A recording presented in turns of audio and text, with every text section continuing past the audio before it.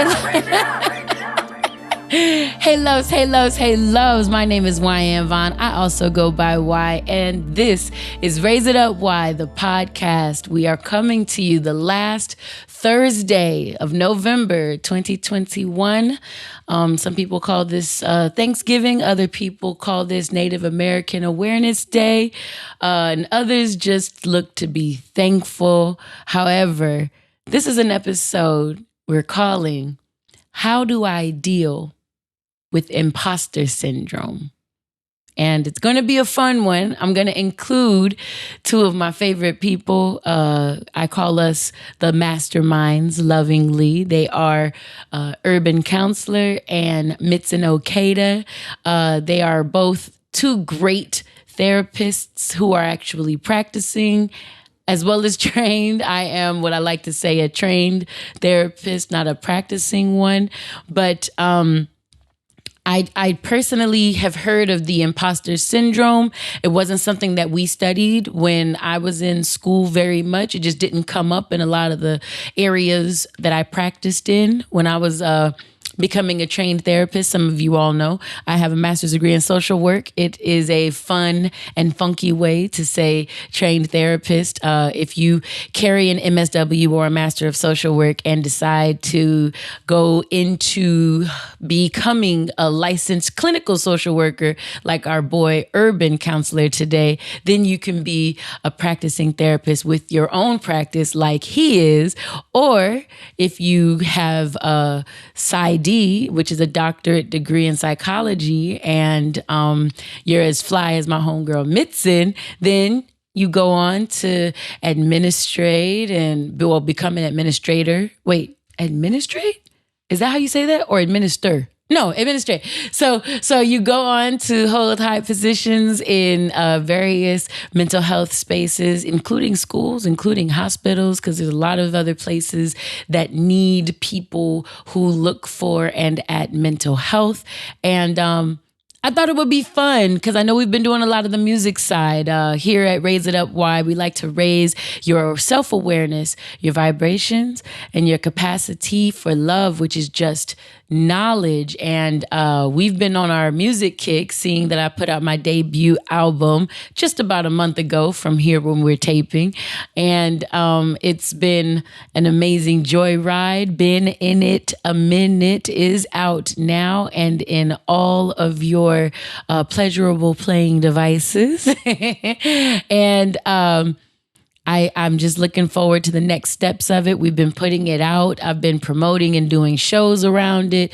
So when I sit my happy butt down somewhere, we will be also shooting a video and a visual for some of this. And that's going to be its own separate kind of fun. If you're on YouTube, let me say thank you for being a lovely onlooker. I appreciate you spending your non-refundable time here viewing with us. And if you are on any of the devices where you can listen to this podcast, I say thank you so much for your time and the opportunity to exchange energy. I appreciate it. I feel thankful. I know our last episode was called Appreciation, but I'm still on that wave of appreciation and thankfulness. And by today, when this airs, this being a thankful sort of energy day, if you look at it that way, I feel thankful for things like being able to feel my lip. At the top of this year, for those who don't know, I had an accident that had 2 sets of stitches on the out and inside of my lip. And the nerves are still, learning to communicate with one another. And the tissue is becoming nice and full and sweet again and all this good stuff. So I'm happy to be here. I'm happy that you're here. We got music to share. We got stuff to talk about. So let's go up. And if you've been with us long enough, We start every episode with grounding. What is grounding? Since I'm in my mental health bag today, the trained therapist in me wants you to know that grounding is the ability to connect with the present, where you are in this moment right now. So when we ground ourselves, we separate the energy that we were on right before we turned on this podcast to wherever we are right here, right now. So if you are driving, I invite you to keep your eyes fully open, mind alert, and all of those good things. If you're anywhere else in the world and you feel so inclined, I invite you to close your eyes and take a moment to be here with me. I want you to hear my voice. I want you to sit and feel your feet. I want you to wiggle those toes. Touch your nose and just recognize that you're here. I want you to breathe a breath in, blow a breath out. Try that again, in through your nose and out through your mouth. I just want you to take a moment to own this. The miracle we call life. That you are breathing and winning just by living this life. Just by spending this time with my voice right now, you're investing into your betterment.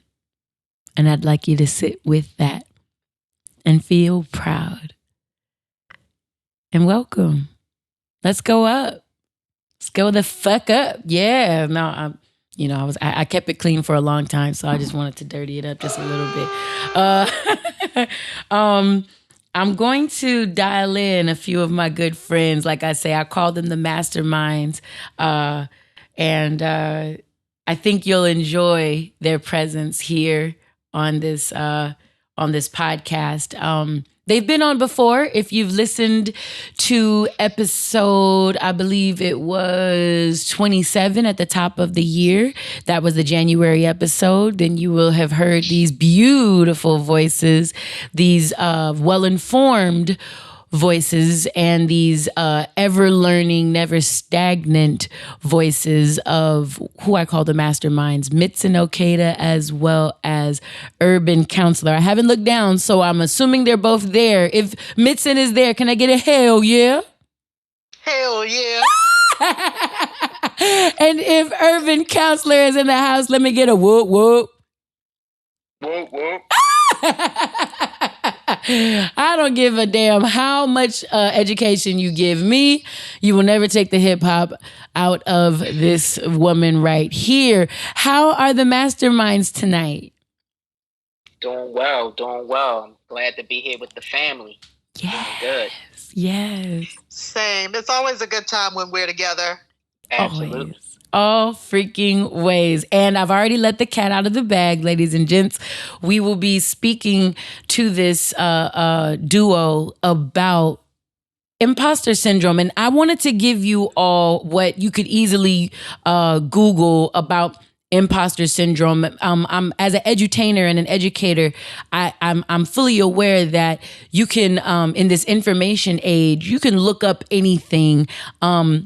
It's not necessarily just that you have access to information here in this information age. It's about understanding what you have access to.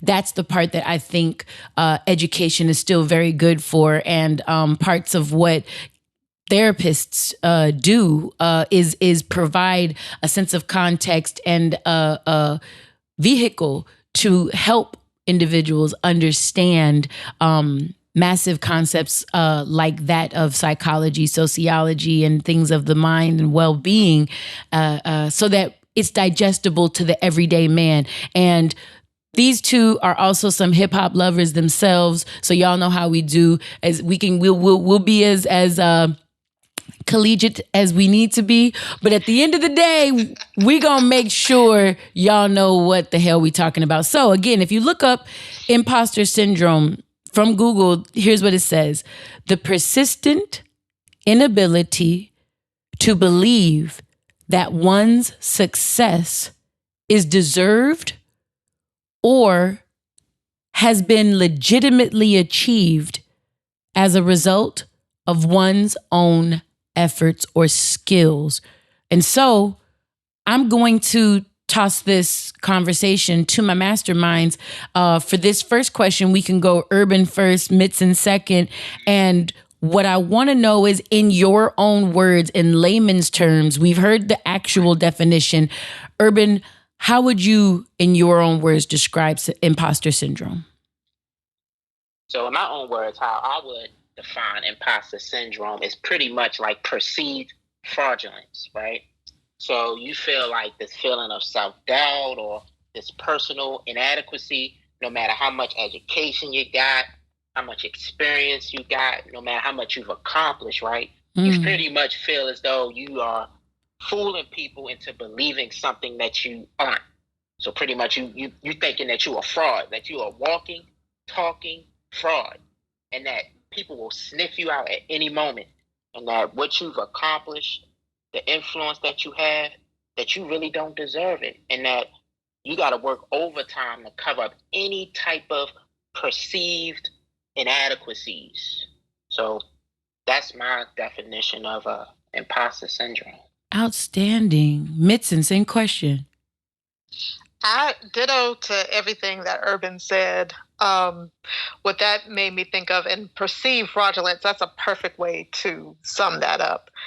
What I would say is there can be, I don't even want to say often, because that feels like it generalizes it too much, but there can even be a sense of paranoia about being found out, or being not as knowledgeable, or being shown to be not as knowledgeable as people think you are, or not as great as people think you are. So it really can mess with somebody's self-esteem and sense of self-worth, or even just reflect a sense of lower self-esteem or lower self-worth in that given point of time that a person experiences that.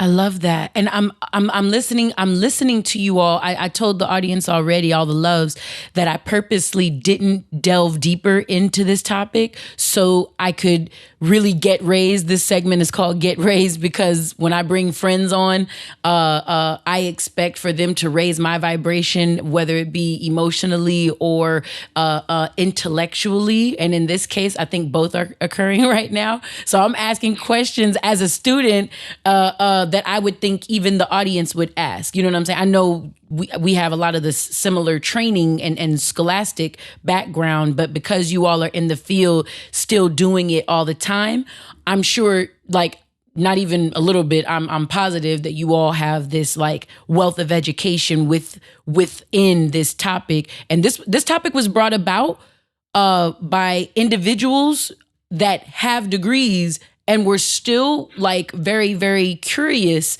about it. Even here in my personal life over here at the Vaughn family, we were kind of in the chat talking about things, and certain people were like, I would like to hear more about that. So I'm hoping you guys know people were looking forward to this episode just to see what you all had to say about this. So let me ask another question. Mitson, then Urban, how does imposter syndrome end up looking in people's lives? I love that you already gave us one where you're saying there's sometimes even a sense of paranoia, like, oh my God, they're going to find me out. I can assume that also includes some anxiety there, I would assume. Yeah, absolutely. It can definitely show up in symptoms of anxiety or depression. It can show up in just low, like I was saying, low self-worth. A mild sense of paranoia. I think that other ways it could possibly show up is just a diminished connection with people. Wow. And especially in work relationships, in friendships, even with family members, or just overall sense of withdrawal. I think I would sum it up that way. So interesting. So interesting. Urban. Mm-hmm. So how it like shows up, imposter syndrome shows up in like two identified ways. The first way is perfectionism, right? And we know what perfectionism is. It's like you look at what you do so intensely that you start demanding perfection out of yourself. So imposter syndrome can look like perfectionism. Wow. And we know with being a perfectionist, being perfect is not real. That's an unrealistic way of thinking, being perfect. Right. And when you think about like perfectionism, right, no matter what you do, that's a strength or a win. You always finding some degree of error or inadequacy. So imposter syndrome looks like perfectionism. It also looks like someone being a soloist. And what I mean by a soloist is that this person right here feels as though they got to put everything on their back, that success rides only on their back. And when they look to go outside of themselves to ask for help, it's this sense of inadequacy, this sense of, oh, I'm a failure because I stepped out and asked someone for help. So imposter syndrome can look like those two things right there. I think I'm learning a bunch of, well, no, I'm not going to say a bunch of. I believe I know a few artists, like music artists, you know what I'm saying? Like creatives. I've seen this phenomenon occur more often than a little bit. You know how many, all the young people that I mentor, or I don't want to just call them young because there are grown people that seek a certain amount of, just, it's nothing, I don't know what you call it, mentorship, or just that vibration, just the high vibration. Sometimes, how we were doing with Lightworks and stuff like that. It's not necessarily that there's a mentor-mentee traditional sense going on, but rather, if there's a high-flying, energetic individual like myself somewhere, I get the privilege of serving people who feel like their vibration feels lower and they want to see how they can bring it up higher. I think that was the premise of Lightwork, right? Like it wasn't that people were younger, or it's almost an implication if they're younger that they're naive or not as mature or literally with age younger than me or something like that. And that's not always the case at all, actually. I'm just kind of realizing that right now. But I love that you all said that, because a lot of the episodes, these past two at least, because we've been kind of focusing on been in it a minute. And, I had Quavo, that's so funny. I did have Quavo on 300 years ago, but no. Last episode, we had Mago. We had Andre Mago on. The one before that, we had the incredible Boomer Did It on. We have all these, creatives. You guys have been in the rooms when we've been doing the album listening parties and Jamla, Cash, Soundtrack, even when Quick came in and Rance, freaking The Game was in there on one of them. And all these individuals, I'm thinking of personal talks I've had throughout my career, or even getting invited to 1500 Sound Academy and running my program up there, hearing a lot of exactly what Mitson and Urban have just described. And I didn't ever put the words imposter syndrome on it. And I mean, maybe that was just because I didn't know the term that well like that. But there's this sense of, like you just said, I need to, especially as an independent artist today, it's not an illusion. We have to end up usually being the person branding ourselves. Labels aren't thinking about you if you haven't marketed yourself, because that what that looks like is not how many record sales or how many streams, because that equates to zero. It's nothing. Really, they go and say, how many people are on your Instagram? How much influence? Right. You see where I'm going? So there's like how many people like buying into your brand and all that. It's the brand. How many eyes are on you? Exactly. Because since we in the music industry, we say, well, no, not we. Jimmy Jam from Jimmy Jam and Terry Lewis made the statement, music sells everything but itself. Listen to and notice what I say, listen to a commercial. Commercials are visual items, right? They're visual pieces of content, but listen to a commercial. There's some form of a jingle. There's some advertisement of in the form of a song. If something hasn't been licensed and synced, so like, you know, you'll hear mom and dad, you'll hear Let's Groove on this commercial, or September might be behind a certain commercial that came out just for September, or blah, blah, blah. You get me? But yeah, it's, I'm noticing a trend. I'm just going and doing a Rolodex of individuals with whom I've had the pleasure of working with and serving. And the hearing, one, in the world of a perfectionist, Urban, was that you and me talking about the song from Fonte, when he the album where it has Expensive Jeans on it? I cannot think of the name of it. Yeah. That album that just came out like what, 2018 or something like that. Not Charity Starts at Home, but what's that album? Take a load to the rescue. Sorry, Fonte, if you're watching, because this is embarrassing now. But see the album cover in my head though. The one where he used that sample, the I'm in you, I'm will share my love. I think it's a Keith Washington. Yeah. Kissing You is loving you all through the night. They share my love. That's the sample that's in there. But he say, I'm getting compared to the greats, but I don't even hear it because all I hear is mistakes. What is that? What is that album called? Thank you. No News is Good News. What's the one? Let me see the track list real quick. I'm gonna tell you which one it is, because I think Urban, you and me was talking about it. Let me see. Not expensive. Such is Life. Such is Life. Such is Life. The one that's called Such is Life. One of my favorite songs of 2018. That was a highlight on the song. On the album. That was a highlight. Humongous. But I'm letting you know, like, Fonte, out of Drake's mouth, is one of Drake's his favorite rappers. I mean, he patterned himself after the singing plus rapping. And Fonte, I'm sorry, in terms of can you rap, he is an elite. This gentleman, okay, I'm just saying, this gentleman is an elite. You know, shouts out to Ninth Wonder, little brother.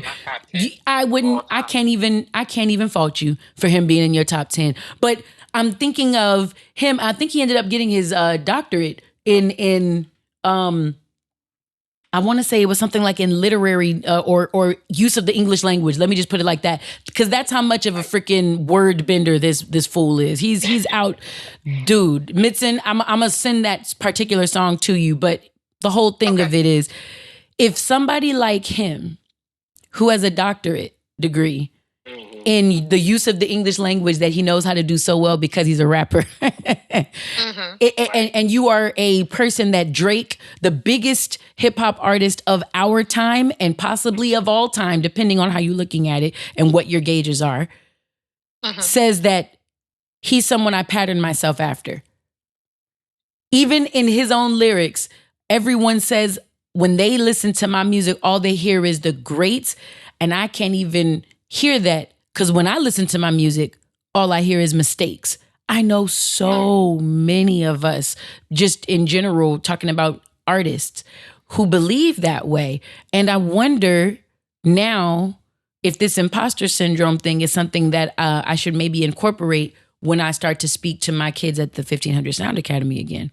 I say kids, they're not all kids. They're grown as hell. But just in general, like, that's really interesting. So I want to know... let's go Mitson, Urban. How would someone know if they're dealing with imposter syndrome? Like in their lives, what are some, I guess that it's kind of similar to how it looks. You know what I'm saying? The how it looks, I always look at like that being like objective, more black and white. You know, did you do this action or do you not do this action? It's determinable from outside of the individual. And then how someone would know if they're dealing with it, it kind of tells me someone's thoughts, because this is the way that I could be thinking in my head and I can hide from the world. So maybe that's what we actually answered when you said the perfectionism versus being secretly thought that we would be found out, fraudulent thoughts. Those are the thoughts. And I do think you answered that, because you said that people might withdraw? Are there any other things that you can think of that somebody might do who's dealing with imposter syndrome? They might be more inclined to sabotage themselves. They might be more inclined to not really follow through on commitments to themselves or to others, or maybe not perform at the level that they know they can because they feel like, oh, well, what's the use? It's not going to be good enough anyway. Those sorts of things. So yeah, I would definitely say withdrawal and sabotage are two big ones that come to mind. Wow. Or self-sabotage. Wow. Is self-sabotage in this case, before I get to Urban, is self-sabotage in this case something like a self-fulfilling prophecy? Yes, absolutely. And then that feeds that sense of, Urban, what did you say? Perceived fraudulence. Perceived fraudulence. It just reinforces it. I love that. I love that. Thank you. And then Urban, you go ahead for the same question. How does it look in action? Right. So how it looks is like what Mitt said, self-sabotaging, avoidance of like new opportunities. So if someone presents you with a new opportunity and to say your sphere of influence, you may be saying, you know what, I'm not deserving of this. Let me find an exit strategy to get out of this opportunity. So you can be thinking of all the ways to exit something that could be good for you. You start to question yourself. Am I a fraud? Why am I here? Do I even deserve this spot? It's somebody else that's out here that's better than me. How did I even deserve this? You start questioning yourself. You start, looking for affirmation from the outside world instead of looking within. So a lot of that is imposter syndrome, how it can look, how it can manifest in someone. I love that y'all said that. Bring that back to a real life example. When I was reading through, I remember reading that Whitney had said that was something that she dealt with. Yeah. Wow. Or if I'm remembering that correctly. And we unfortunately see how that turned out for her. Not that was the thing that took her out, but that was a part of her experience. Her story. That was a part of her experience. Right. And when we say Whitney, we're talking about Whitney Houston. Yes, Whitney Houston, yes. Oh, yeah. I was just making sure. I was like, did Whitney put that on Instagram? No, this is my baby sister I'm thinking of. I was like, wait, Whitney Vaughn? No.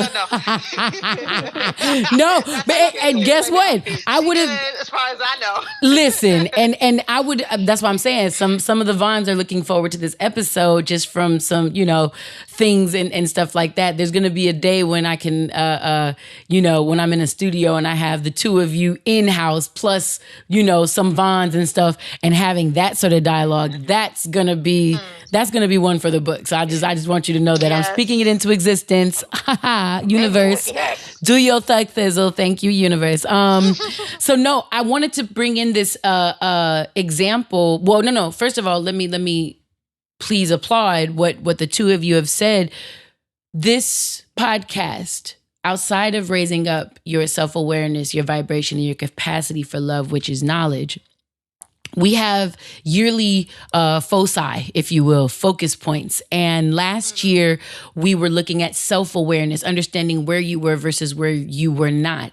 And we kind of summed up and capped and wrapped that up with the Masterminds on the first episode of 2021, where we spoke of boundaries. And in learning about our boundaries, bringing that self-awareness piece in, we also this year introduced the concept of self-worth. And now when we started talking about Been in a Minute, I know that the music kind of took precedence. However, as an edutainer, all of the vibrations that I look to spew out and put out in my music, all of that ends up being something that I'm consciously attempting to permeate the listener on levels where they're not protected on purpose.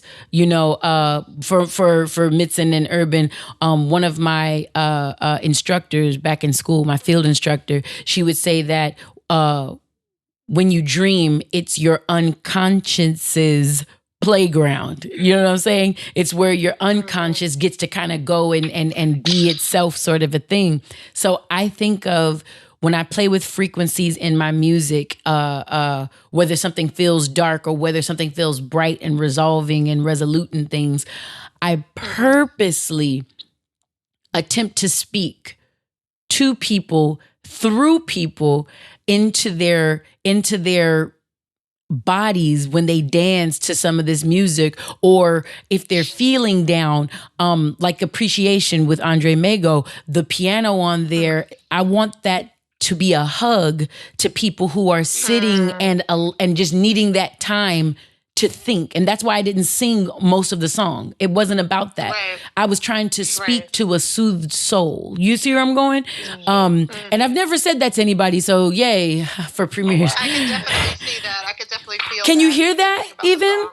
Like that was the real point. And I thought that was the most resolute thing to do for the album after we done partied, because the album has a lot of party, real feel good vibes, right?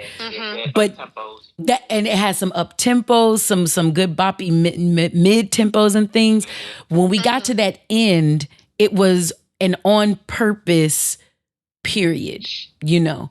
And if you haven't. If none of these have been your vibe, because it comes right off of Invented Your Heart, which is probably the most, y'all know how y'all feel about that. I keep telling you, shoot a video for that. I know. I'm going to make somebody pay for that one. Let me help. I have ideas for that. But anyway, that's a whole other conversation. Yes. I love that. Spoken. Invented needs a video. I'm laughing my ass off. No, I love this. The Masterminds. The Masterminds. It's a very poignant piece of the Loves, ladies and gentlemen. You got to understand. If you're lost when we say the Loves, please join us any Tuesday, 6 p.m. on the West Coast for Love Tuesdays. That's what we call it, on my Instagram account at Wyanna, Wyanna. I feel like it's this subset of Raise It Up Y that's like a insider for members only sort of a thing. So someone left a comment on YouTube the other day and they were like, I just wanted you to know I'm one of your loves. I don't think you've ever met me. I was like, that's so sweet. I said, can you please come to Love Tuesday so your family can love on you? Because like, that's what we all do. So it was really sweet. I think her name was Laura. So if Love Laura is listening, mwah, that's for you, big girl.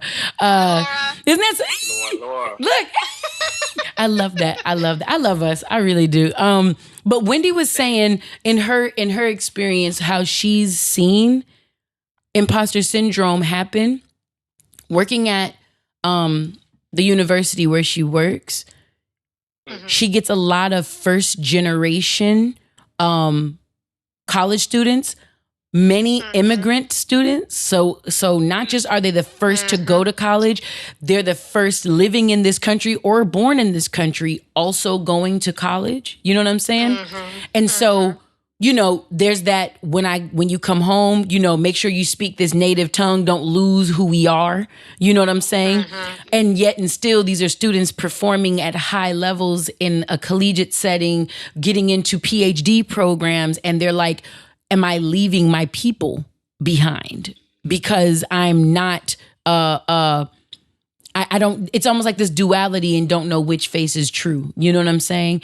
And they feel like, you know, when they're in a college classroom, being sometimes the only student of color, let's say, depending on how far up you are in the classing, I'm the only student of color, you know, is my accent too thick? Are they gonna, you know, I'm not really this scholar like they think I am. Wait, am I? And you look at their transcripts, they have freaking straight A's and they have since college, since high school. You know what I mean? Like they have all of the cred, they have all of the actual achievement, but like this syndrome states, it doesn't seem like it's enough. I'm not really her or him or, you know, however they identify. It's just like they feel like it's not enough. I'm not enough. It starts to play on what I think it starts to play on is your sense of self-worth. Do you all see that as well? Absolutely. I love it.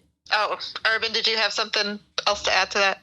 Yeah. I as while I was talking about the first generation students, it kind of took me back to my freshman year in college when I went to a PWI, private white institution. Got it. And coming from East Baltimore, inner city high school, you know, they gave me money. The PWI gave me money, so of course I was going there. Got you. So that first year I was there, you know, it was predominantly white, and here I am, this black kid from East Baltimore, and I'm used to my culture, my people, my lingo. So sometimes that would come out when I was there on campus, and I started to question myself, like, oh man, am I too black?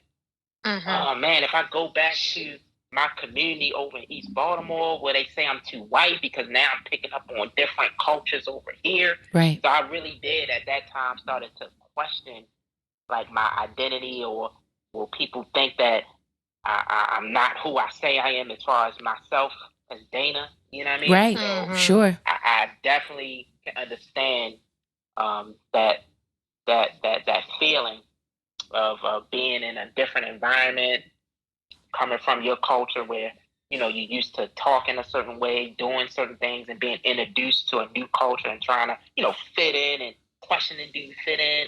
Am I going to be seen as a fraud when I go back to my culture? You know what I mean? Right. So I just wanted to share that. No, I love that because he's touching on the next thing. I was going to ask the two of you, and I don't want you to forget your train of thought, Mitson, but I want to ask you as well. Has this imposter syndrome ever played out in you all's lives? And if so, how did that go? So literally that was the next question, and Urban already went into it. Mitson, I didn't know if you wanted to comment on what you were going to say and then add your personal experience if you felt safe enough to do so. Yes, of course. So awesome.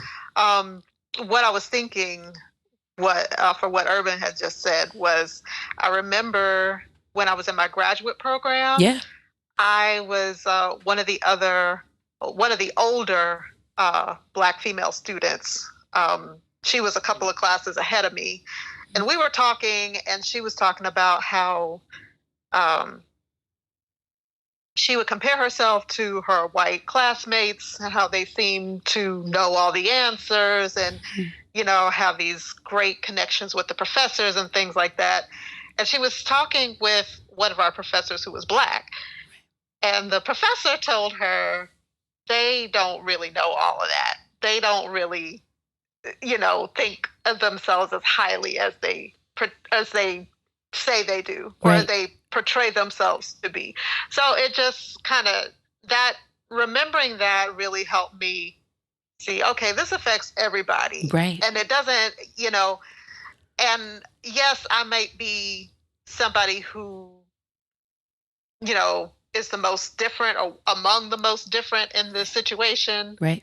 And I might have more things to add on to make me feel like I don't belong there. But just because they act like people who, you know, look like the people who run the institution. Right. Just because they seem all confident and that they know everything doesn't necessarily mean that. And so that really helped me to kind of put that in perspective. I love it. That everybody is vulnerable to this. And it was funny. And back to my own personal experience, you're going to make me share that. Yeah. I'll do it too. I'm going to do it after you. Wyann, I messaged you last week because I was actually starting to kind of have some of this come up for myself. Right. And I was like, oh, you know, I bet Wyann has probably talked about this. I'm going to see if she has an episode, or maybe I'm not remembering which episode she talked about it in. And then I was like, oh, well, maybe you could talk about it in a future episode, putting it on you. And then you were like, girl, you know, God told me.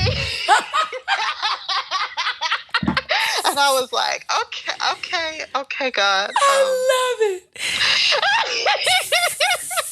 And it just kind of goes to show how, you know, you are often the encouragement that you need. And one thing I was actually just talking about I was talking about some of this with my own therapist today. I love it. And so we were just talking about just a bunch of things, and she reflected back to me my accomplishments in a way that I hadn't been thinking about at the moment, and it just really reframed some things for me. And I was just like, oh my gosh, I have done this, I have accomplished this, and I am in this space, I am, that is worthy to be celebrated. Yes. And so just remembering that was really helpful for me. Oh, I'm going to give you another frame. I am worthy to be celebrated, because we had the I ams going, and then it went to that is worthy. No. I am worthy to be celebrated. I'm offering it. It's not, I don't want to push it at you, but I just heard I am. You're absolutely right. That's all. I just wanted to give it to you. That's all. Because I feel it. I see it, and again, I think that's why we as the masterminds, that's why the loves as a collective of the supporters of Wyann Vaughn or Raise It Up Y and all of the things that we do around this. I think that's one of the reasons we exist. Love Tuesdays exist. There's a lot of love in each of us, especially when we look at others and we can see that love. Or when I was doing my professional mentoring, and I called it light work, because I look at the light in others and I look to magnify it or help you see it even more clearly. In case your lens is a little smudged, here, let me just take a little bit of the smudge off, because the light is already there. I'm not creating light. Light, it can't be created nor destroyed. It's energy. It can't be created nor destroyed. But when we see it, I think that's the beauty of what platforms like this platform, each of our social medias, if you will, which I'm going to shout out in the Pay You Do section, don't worry, and all that stuff, like what we all do, I believe that's one of the things that makes us so distinct as a collective of folks all in this, what did your favorite girl, Erica, analog girl in a digital world, like we're these old traditional and old in the most OG complimentary way. We're true to this, not new to this type individuals that are, we're feng shuiing with all of the digital realness that we've been dealt now, especially after a year like last year when everybody went digital. It wasn't a choice. Either lose your job, lose your business, or go digital. It's one out of the two. You know what I'm saying? Right. So in keeping true to what we do, I just wanted to take that time to say, Urban, I see you too, but with what Mitson had just shared, I am worthy to be celebrated, period. That's I don't need explanation, bitch. This is me. Hello. Yellow. That's that part. You understand? But I walk in that affirmation. Talk about it, Urban. I walk in that.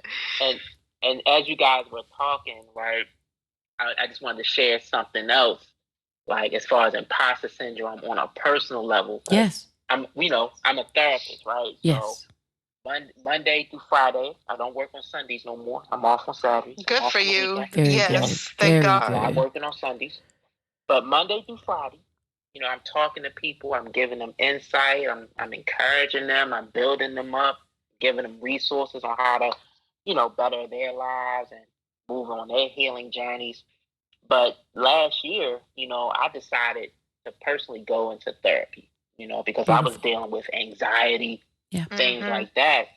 And when I went into therapy and made that decision, I felt like, why am I here? I'm the therapist, right? Like, I know the skills and the tools to manage certain things, and I'm not using them. Like, does that make me even qualified to work with the people that I've been called to work with? And that was like something that I was really questioning.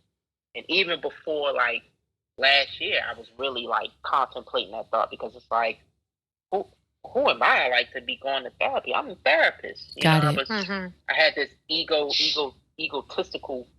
We can be the worst patients. Yeah. Yeah. Listen, I love y'all, but yo, yeah, I'm listening. Let me keep listening. yeah, you're not lying about that. And I was dealing with imposter syndrome, and I had to understand that, and I had to rewire my mindset and saying that, you know what, the helpers need help too. Period. You know, That's right.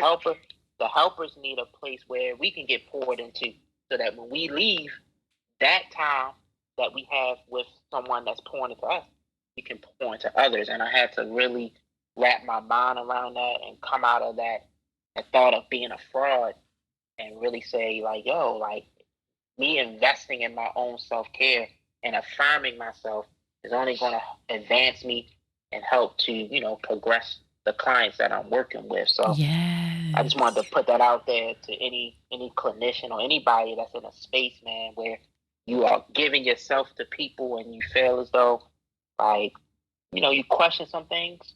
I just wanted to normalize that for you guys. So even the therapist, sometimes we think about, are we actually living up to expectations, or, you know, we got our own battles that we deal with too, you know? Yeah. Right. Yeah, I love it. And I thank you for that candor, because you didn't have to, you'd already shared something. You didn't even have to go back and share that. So I appreciate it. And thank you. I applaud you for, as a clinician, as a man with your pride and your ego, and not in a bad, and not in a judgmental bad way, nothing like that at all. Just understanding how that sometimes can be a barrier to how gentlemen especially are able to reveal truths about themselves or things that they think and or do that only they would know. Like, you know what I'm trying to say? Like we talked about a second ago, there are certain thoughts that it's only going on in our heads. So only we would know if we were dealing with fill in the blank thing, self-fulfilling prophecy, imposter syndrome, depression, anxiety, you know, self-deprecating thoughts, you know, things like that. Some of this stuff, we can get the straight A's. We can get on our Instas and be the most lively and magnetic individuals. We can, you know, be the ones out at the club with the perfect body, built, not bought, you know, real hair, this and that. Like, it don't matter. It don't matter how it looks on the outside. That's why I'm purposely asking you all this, because I'm looking to really allow people that window into themselves with this episode and with this segment of this episode and this Get Raised segment, where you all as the masterminds are pouring in to folks. And even if they're outwardly schluffing it, faking it till they make it, whatever it is, when you all are saying these personal examples, number one, and number two, how this stuff plays out in your head, they don't never have to admit it out to none of us. You know what I mean? And a lot of us aren't in therapy. So they don't ever have to outwardly admit it out to anybody. But now, you know, what's the difference between ignorance and stupidity? Knowledge. Because before you knew, you were ignorant. Now that you know, now I got to ding you. Now I got to ding you for it. You know what I'm saying? And I say that with love and kindness, though, because I want people on that self-awareness / self-worth experience. I want them to see, wait, am I gassing me? Or am I actually going through this and I can be real with myself and it's okay? Because Mitson can speak on what's going on with her and when dealing with imposter syndrome. Urban can go through what he's going through as a clinician and dealing with imposter syndrome. And now Wyann Vaughn dealing with imposter syndrome very recently. As recent as August, end of August, certain occurrences led to me as an edutainer being more of the entertainer side of my edutainment. We three have spoken about this, but now I'm giving it to the loves. I'm giving it to the people. In being the full-time entertainer, what's occurred now is I've had to see what place and space being an educator, because it's a really familiar place. We've been in school since we was kindergarten, preschool, some of us, you know what I'm saying? So here I've been in school since I was 3 and 4. I went up and through school. Last degree earned, I turned 30. And since then... And then you went back to teaching. Period. So one of my comfort zones is a classroom. Straight up. Let's keep it a bean. If we're going to do it, we're going to do it. I hadn't even thought about that in regards to your journey. That's interesting. Yeah. I didn't have this example until we had this talk. That's how real I'm being right now. I'm figuring this out as we just spoke about this. So if we keeping it a thou wow, I literally from about 3 or 4 years old up until 39 have experienced life with a classroom in it, right? And you want to talk about feeling like a pundit. You want to talk about in a clinician seat feeling like you have the answers. Nigga, I was a math teacher. I definitely had the answers. I didn't just have the answers. I could show you how I had the answers. What? Are we serious? Baby, let's talk about it. Show your work. Break it down. Break it down, literally. I have the answers. There is so much certainty in 1, being a math instructor, 2, being a counseling educator. So I'm not practicing at counseling. I know what the counseling for the classes I taught, it would be too much to explain, but rock with me. The counseling coursework that I taught was, goodness, after a while it's streamlined because it's the same syllabus, same course outline, same book. So there's this sense of complacency, and I think complacency can start to feed into a know-it-all space that many educators, I'm not just speaking for myself, I think many educators can fall into you, and you hear it sometimes because you hear students say, "Man, that teacher don't give a fuck about me. They just there to collect a check." You've heard students, especially students that look like us. You've heard certain students say that, especially if tenure's involved. That means I'm getting paid whether I'm stapling papers or teaching this class. Like, right. Nigga, I'm Gucci. Yeah. You know what I'm saying? Like, I don't have to try no more. Yep. Nothing. I don't have anything to prove to anybody anymore. There's a bit of that was acting as a security blanket for me. Again, if I didn't journal every day, I wouldn't know this, by the way, ladies and gentlemen. This isn't something that, I stopped working as an educator, overtly as an educator, because this podcast is edutainment. We're educating right here, right now, if we're being a bean. But I stopped working as an educator overtly, and then all of a sudden, hey, education has been my safety blanket. No, right. It didn't come like that. Every single day, mind you, all of this while making the debut album, all of this as the debut album is coming out, then dealing with Shoka's death. And as we're going through, putting Shoka down, all of the death, what do you say, dabda, the bereavement, the bargaining, the anger, the denial, the depression, the acceptance, all of that leads us up to today, because I'm still in my dabda. I'm still in my grief and loss cycle right now. So not to mention, like Mitson was talking about from the top of this year, going just through the trauma of what this entire year has been where loss is concerned. You know what I'm saying? So it's a real fun thing. And you guys are going to love this Wyann's Words of Wisdom, because it has to deal with, no, it doesn't have to, but it ends up dealing with letting go. Just because if there's nothing that 2021 is attempted to teach me, it's like, bitch, let some of this go. Let some of this go. You got to. Get it off the wagon. You got to. You got to. And so where my imposter syndrome, just from this conversation, by the way, so I'm even processing this as I'm saying it. What I'm seeing is relying fully on my entertainment expertise, namely in the world of singing as my own artist. Now, if I'm a full-time entertainer and a singer at that, okay, my quote unquote Now I'm looking at my viability in this market like, damn.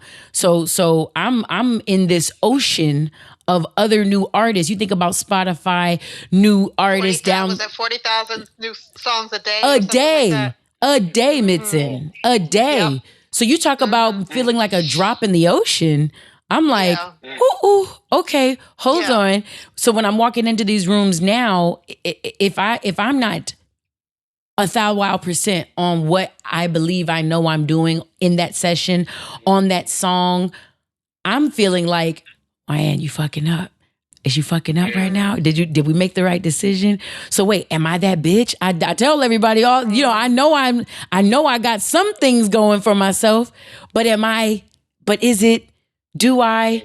And now when we start to feel like that, is it when Dr. Dre calls, am I intentionally not answering to come up to the studio? And I say, no, I'm just doing stuff for the podcast. It's a question because I don't know the answer to that. I'll be honest with you. I do not know the answer to that. When certain people are calling, well, Terrace, no, I came through when Terrace called. The certain people, when they call, though. I feel like Terrace would keep calling you, though. Yeah. No, they. From what I've observed of your relationship. Yeah, he don't let up too easy. He'll pull that big brother shit on me so fast, it's not cute. I'm just telling you, get your whole ass. Like, the fuck? Like, this is my third call. It's like, wait, okay, my bad. But no, this is just one of those things where it's just very interesting. I had I'm trying to tell you where imposter syndrome could have affected my life. I had an entirely different example, but the candor of the two of you and the vulnerability and the openness of the two of you, I'm like, this was coming up for me as you first were talking about it. I'm like, I wonder. And I won't know until I do take some more time to journal, because that's how I learn. That's how I learn about me. And this just came to my mind, right? Yeah. Like, as we were just talking just now, like, how do you look to manage imposter syndrome? And this is one of the ways, is talking it out with friends. Nice. Talking it out with family. Talking it out with a therapist, I also thought about, like, showing yourself some self-compassion. You know what I mean? Thank you. Don't be too hard on yourself, Look to reflect and journal and meditate and move your body, Look to celebrate your wins. Hold space to celebrate yourself, because a lot of times, man, like, the way the world is set up, and we talking about music, music is coming out pumping at a crazy rate, you know what I mean? Yeah. And we feel like we got to keep up with the rat race, and because of that, we're not even taking the time to celebrate the wins. Right. What did we do well? Yeah. How am I excelling, right? Because when we take that time to celebrate the wins, right, it can help us to live out more of our identity and help us to, again, temper those imposter syndrome thoughts that can come in. And that was one of the things that I learned in quarantine time was, show yourself some more self-compassion. Like, nice. Take some time to hold space for yourself in the day to say, how are you winning today? I know it's a lot going on. Yeah. I know it's some things that you could have done better. We're not disregarding that. But celebrate your wins, bro. Celebrate those wins.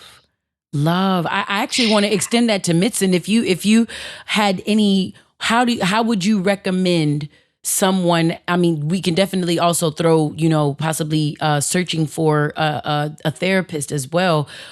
In addition to that, what are other ways that you feel people can, work with feelings of the imposter syndrome? Well, I think just like what you had, redirected me just now with the I am. Nice. And having people practice their own affirmations. One of the things I read today when I was reading about imposter syndrome was reciting your accomplishments in a mirror. So that could be one technique that people can use. But also just, like Urban was saying, having people reflect your accomplishments in your not even just your accomplishments, your value back to you through friends, through family, through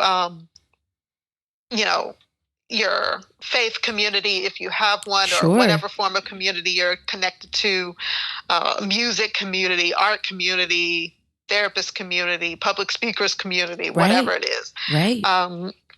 And also, yes, a therapist. And I feel like that's a pretty good place for people to start. Just who are those folks around you that can feed into you? And if you don't have those people, then maybe figure out how to get to where you can be affirmed. Listen, can I shameless and selfless but loveful plug 6 p.m. on the West Tuesdays on Instagram, 6 p.m. on the West Coast on Tuesdays on Instagram at WYANNA. I'm thinking of one of the loves that we ended up obtaining. I don't want to. I would want permission to reveal the person's name, but I think I referred you to, as well as Jodie's, to this individual who had they had experienced a lot of loss and trauma over quarantine with a spouse. And they were only in love Tuesdays, maybe about a month, so maybe 4 Tuesdays. But they were there and they were looking to be affirmed, and they were working through and talking some stuff, and people were giving this person love and just for no reason, just on some like, well, I mean, what is it? And we all kind of took time in the Love Tuesdays to talk about it, and talk about what they were going through. And it turns out the person hasn't been back, but they're very active back in their communities where they were. And they opened themselves again to find love, and very recently remarried. I didn't get to tell you that, but I'll give you guys more of that in the chat. Because you guys know who, I believe you guys know who it is. I remember that person. Yes. I remember that person sharing that and how they were just eating up, everything that we were giving to them. So that was just awesome. Witness. And I don't even mean to put this Love Tuesdays things out there like that, my loves and everybody listening and onlooking.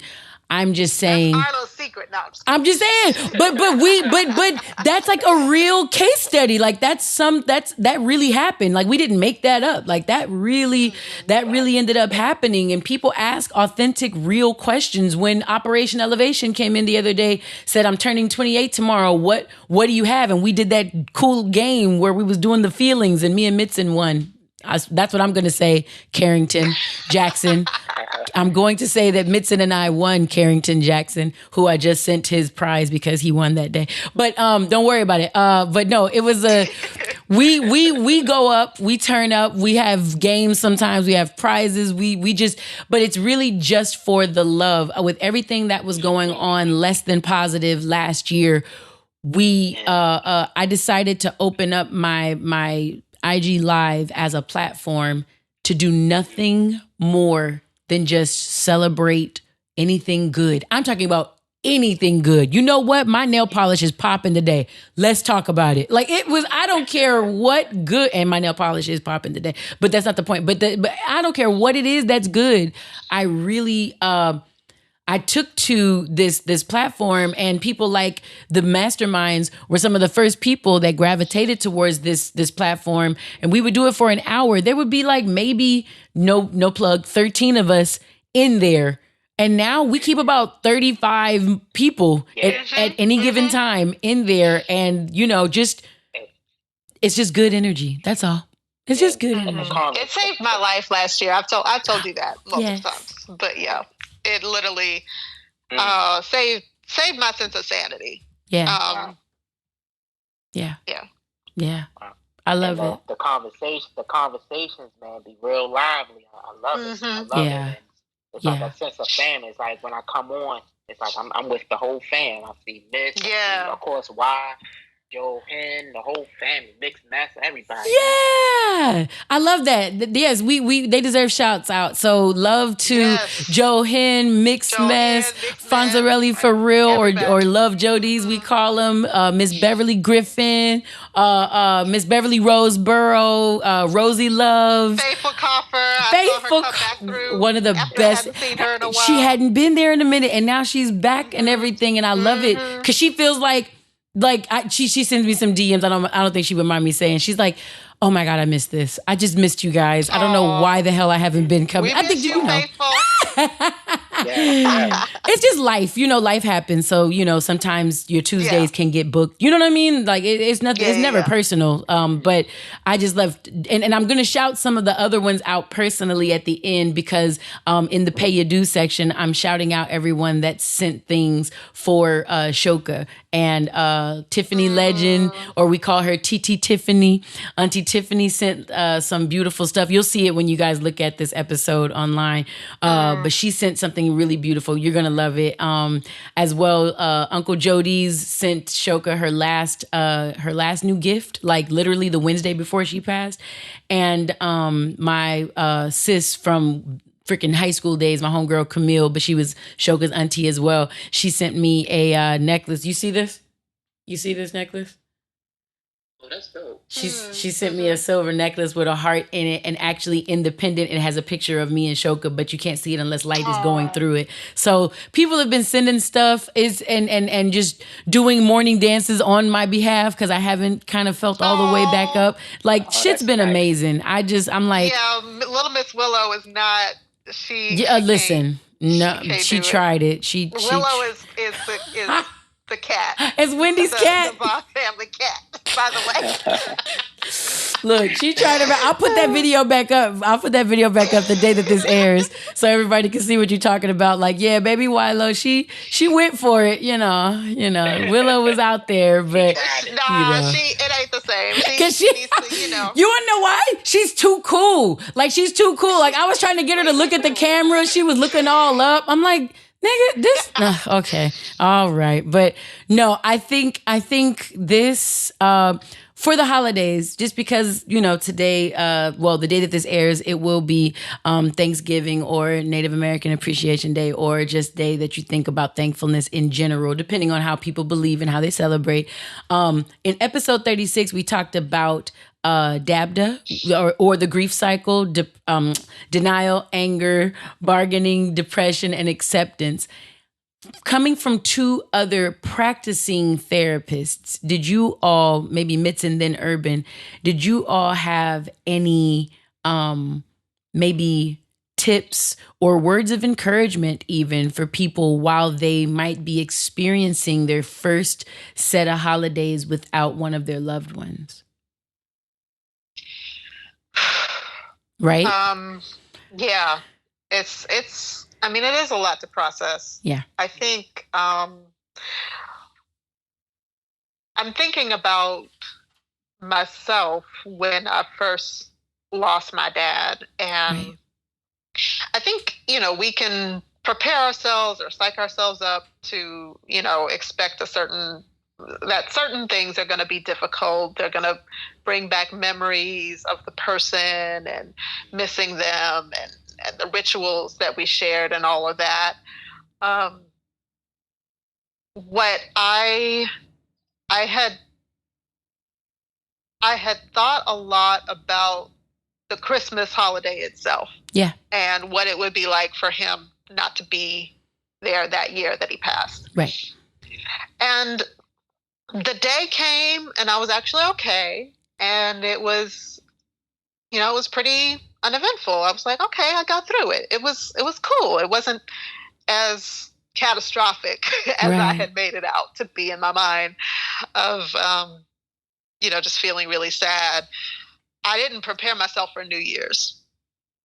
I didn't even think about that because that was actually, I spent more time with him, and I didn't even think about it. I spent more time with him on New Year's than I did actually Christmas Day, because I grew up with my parents separated when I was young. So most of the time I would spend Christmas with mom. Dad would come over for a little bit, and then we would go over to his house for the week of New Year's and hang out there. So I hadn't even thought that far ahead. And then remembering, oh, this is the first year that I'm not going to have him. So I bring that up not to make people sad or to make people think that they're just going to be an emotional wreck. They may, and that's okay. And that's okay. And just identify who your support system is, whose shoulder you can safely cry on. Maybe the cousins that you can sneak away with, or the friend that you can call to go do something, or the safe, just the safe people in your life. So that's one thing. And also, there are things that you will expect that you'll experience, and there are things that you won't expect. Right. So just allow yourself to ride the wave. Allow yourself to ride the wave. Let's go. Urban, what you think? That's good. Just wanted to piggyback off what Mitch said, as far as how to deal with grief and loss around, the holiday season. Right. And pretty much it's like what Mitch said, allow yourself to ride the wave. Don't try to fight back the feeling. If you need to cry, let it out. However you need to vent or however you grieve, do that. Don't hold back the feeling. Give yourself that space to grieve. Also, one thing that I've noticed since working with clients during this holiday season where they might have lost someone, I noticed that social media is a trigger for some. Oh, because wow. you could be, you could be scrolling down the timeline and seeing people's families together. All these big happy families, Yeah, exactly. So I even recommend coming off the grid. If you need to come off the grid for the week or have on this day last year, on this day 8 years ago. Yep. Right. Yeah. Right. Yeah. Right. So it could re-traumatize someone. So if you need to come off the grid with social media platforms, then give yourself that time. And like what Mitch was saying too, like get with people that love you, that support you, that will be a listening ear, and you can be fully transparent with them.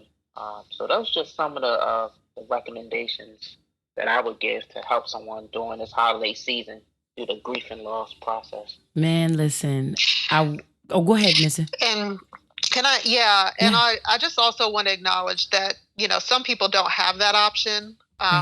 So maybe just look up who are, and I don't have any off the top of my head, the talk lines. Okay. I know sometimes a lot of people in recovery from substances, they, are alienated from family members if they're just newly getting sober. Right. So I know that a lot of AA, NA communities will have sober Thanksgivings. Check to see if that's available in your area. I know, a lot of queer folks tend to be alienated from their families. They're not safe for them. So maybe find out who's having a Friendsgiving in your area. Smart. Very smart. People who are isolated, find those. And maybe the online communities are the places where you can plug in. Find the Discord server that is not necessarily, because a lot of online channels can be very dysfunctional, and I don't want to encourage people to engage in that when they're struggling. But I'm saying find the love and light wherever you can find it, even if it's not in the company of family or a large community of friends. Find the love and light wherever you can find it. I like that. I mean, that's almost like we got to put that somewhere. Shit. But that's amazing. Find the love and light wherever you can find it, ladies and gentlemen. And I just want to, I spoke about last time when I was going through, the grief cycle on episode 36. It was much, much closer to Shoka's passing. Shoka, for all those who don't know, is my dog. If you've seen any of the things with me online, you've probably seen me dancing, and I usually am dancing in the kitchen with my doggy, and my doggy is in heaven now. But that's a recent happening, and as of Thanksgiving, it will have only been about going on 8 weeks that she's been gone, or she will have been gone, sort of a thing. But I said in the last episode, I happened to watch this right before I got to tape in this episode, and I said anger is probably the emotion within the grief cycle that I've experienced the least. And I gotta say, it was almost like after that episode, anger has been one of the listen. And here's what I told someone in my safety circle not long ago. I said, bro, I feel angered that the literal response to something as deep as Shoka's death, or what felt deep to me, because I don't have kids, like she was like my kid, sort of a thing. What feels deep to me, it doesn't matter how deep of a loss it is. It could be that. It could be the death of a neighbor that happened last year during COVID, and it wasn't from COVID. It was from a heart attack, but they found him in their backyard, but it's literally adjacent to my house, and that was jarring, sort of a thing. But that gentleman was just somebody I would see most of the time. I've known him all my life and everything, but like deep connections with, no, I didn't have. And while I still was like, oh man, that is so whack. Like I'm, condolences to the family and everything that's known my family forever. It wasn't someone I held since they were 8 weeks old, and I've been with every day of their lives until the last moment that the vet is taking her away. You know what I'm saying? Like and I realized you are responsible for her care. 1,000%.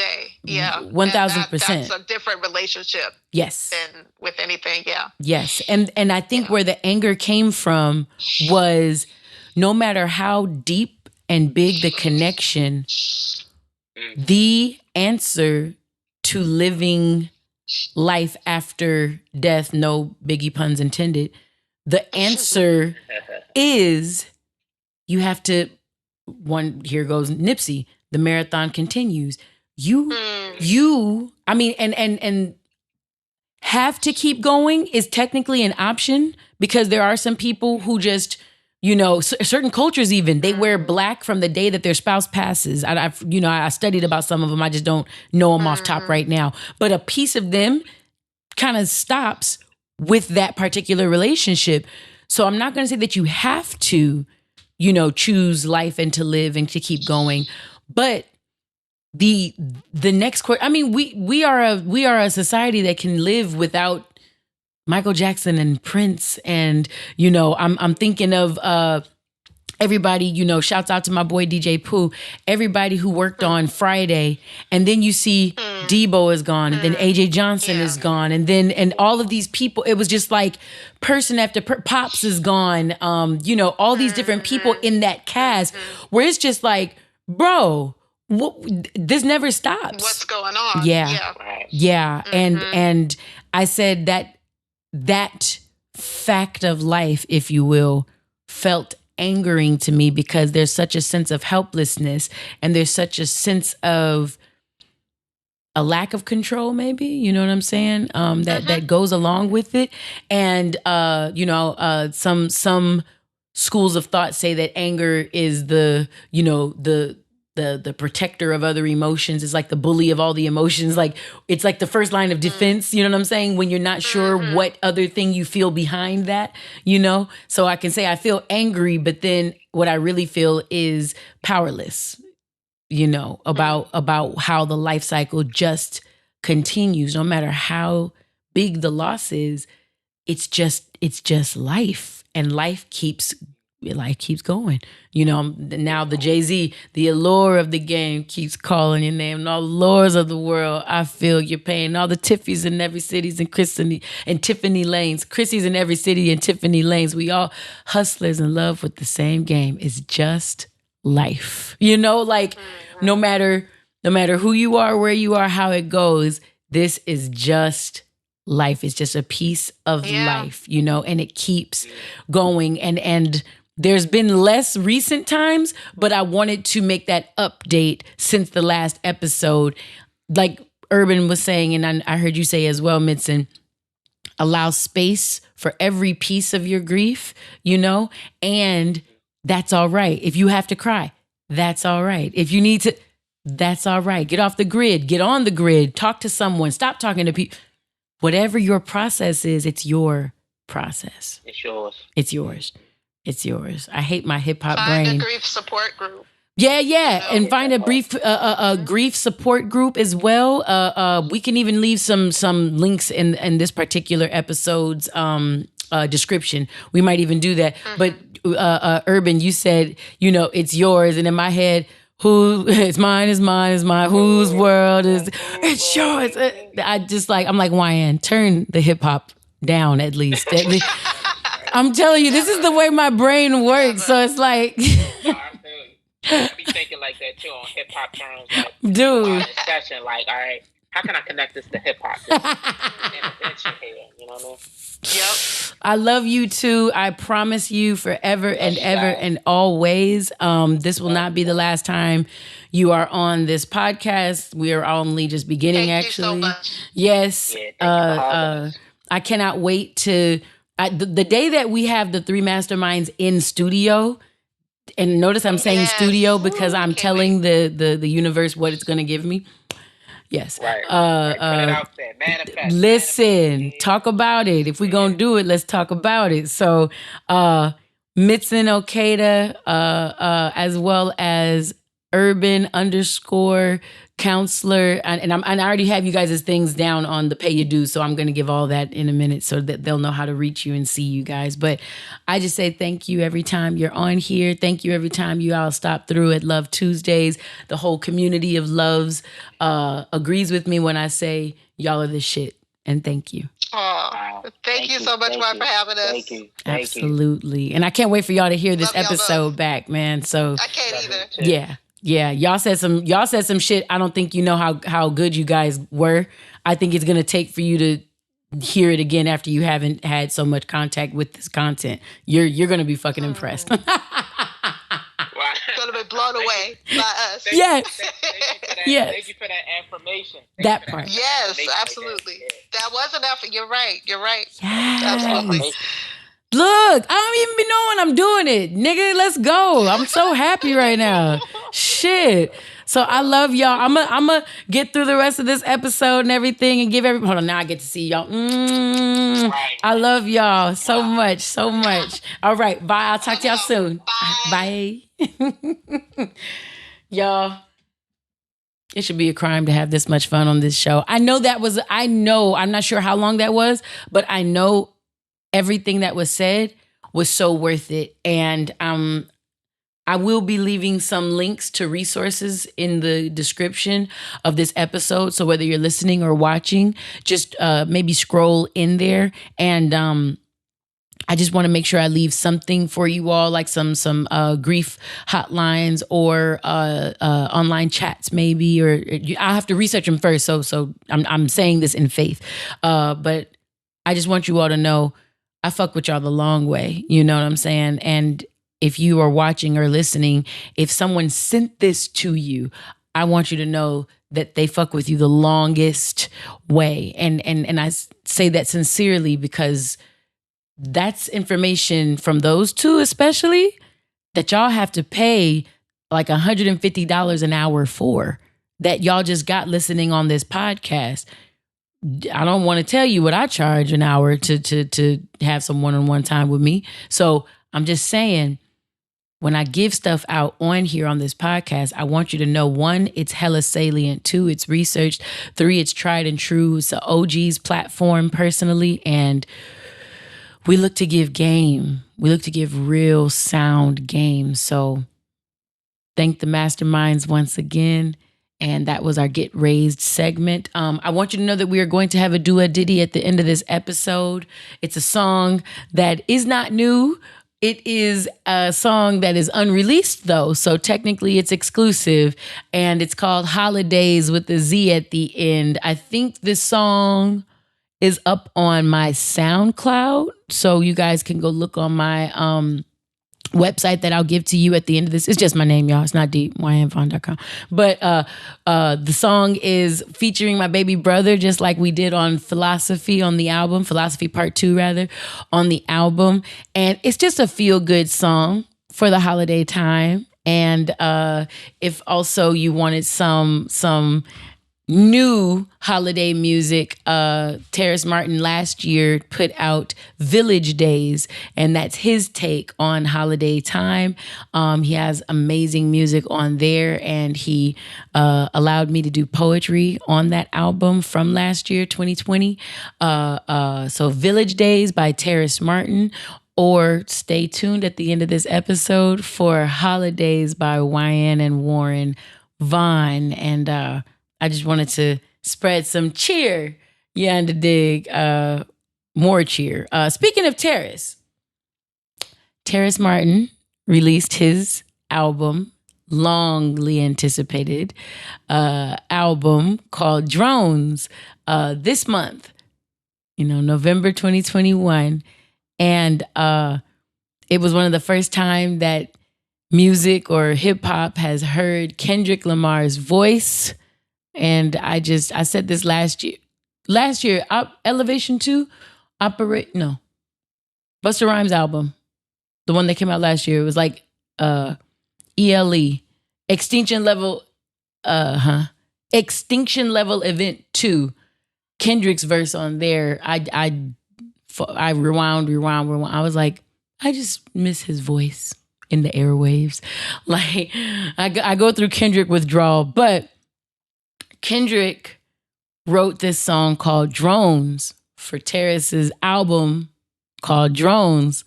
And for the longest time, I want Terrace to tell his own story, but I've been enjoying this song Drones for quite some time. And I'm saying that as someone who's worked on the album with him. And this song, I've always just stuck. And I love hearing Kendrick not in any imposter syndrome type of way. He pushes the envelope and stretches himself. So he's singing about this concept of drones. And he says in a verse sung by James Fauntleroy and Ty Dolla $ign, we fuck all night until we see the sun. Backwoods and black Patron store runs. They call us drones, and we both know. Computers in the dark, making more clones. She calls me only when it's warm and wet. I call her only when I want it. They call us drones, and we both know. Computers in the dark, making more clones, and no conversation is there, no communication is there, no edumacation is there, but penetration is there, no dedication is there, no revelation is there, but stimulation is there and vibration is there. I only want to push your buttons. You ain't a robot for nothing. Let me dehumanize you. Listen. To break down those lyrics, I think about the fact that we, going back to the Erykah Badu analog girl in a digital world, this podcast, as much as it stands for, we are a space where OGs kick game to real ones only. And that's when I talked about the analog girl in a digital world reference from Erykah Badu to the Masterminds. And I called the Masterminds old. And when I said old, I said, I mean that in a complimentary way, because OGs, there's a amount of time you have to have lived the game, not know the game, heard of the game, but experience the game for some amount of time before you can even be called old, or what the O in OG stands for, which is original gangster. You can't be the original and some time ain't passed and you're still talking about that game and you're relevant. So when I hear, and when I even first heard this Kendrick verse, I think when I heard it, Kendrick was singing the verse, but I think he had Ty and James to sing it. He may have just demoed it, you know. And you talk about what that chorus is saying. We have no communication or conversation on platforms designed for relationship. You follow a certain platform, you follow someone on a certain platform and you're called their friend, you know? On other platforms, you're just following an individual. And Snoop says something at the end of this song. He said, "Thank God for social media. Hieroglyphically, scientifically speaking, I don't know you, but you know me." And I say that because when you choose to follow someone, you create a relationship with whatever content they decide to post. And a lot of people tend to post things they think will gain them traction, likes, comments, things of that nature. So to an extent, we all are humans living regular lives. Everything we do ain't like, comment, go viral worthy. So the content that does get put up and everything that is put out there that we are, as followers, create a relationship with, you gotta know that we don't know shit about the entities who post the content that they post. How many, I think at one point, The Rock was the most followed entity on social media. I think on Instagram particularly. You see his workouts, you see his motivational videos, you see when he's dressing, when he's dress rehearsing, when he's doing things for new accomplishments, when he's giving you something that you can, consume as a consumer. You don't know when this man stubs his toe in his house. You don't know when this man and what this man might be feeding his child. You don't know the happiness of his marital status. How many followers does Kim K have? Does Beyonce have? Does whoever, the figure? All of the people who think they have a relationship, Snoop. All of the people who think they have a relationship with these entities, such that if you saw Snoop walking down the street, most people wouldn't know what to do. And they would probably assume him, the man, to be all of the stuff that he posts. Very, very unfortunately, Snoop has gone through a major loss in his life around this time of year. So imagine someone who may not be that in touch with the Snoop Dogg encounters him out in public and wants to take a picture, wants to this and that.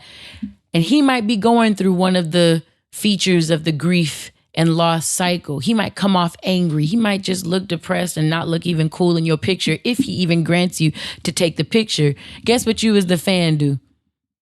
The follower. the consumer. Oh, that nigga ain't even cool, man. He an asshole in real life. Somebody said that about another figure. I guess I won't say the name. And the person's lady, the person in who is the star, said, I had just learned that such and such had passed away in my life, and niggas is trying to throw cameras at me and da-da-da-da-da and one of this and that. Like, hell no. Hell the fuck no. And they just had a whole fuck that shit day, you know? And the reality is, when you look at the concept of drones and people becoming computers, what did Kendrick say? Let me dehumanize you. You ain't a robot for nothing. I tell people this all the time, and I said this on my social media on Twitter not long ago.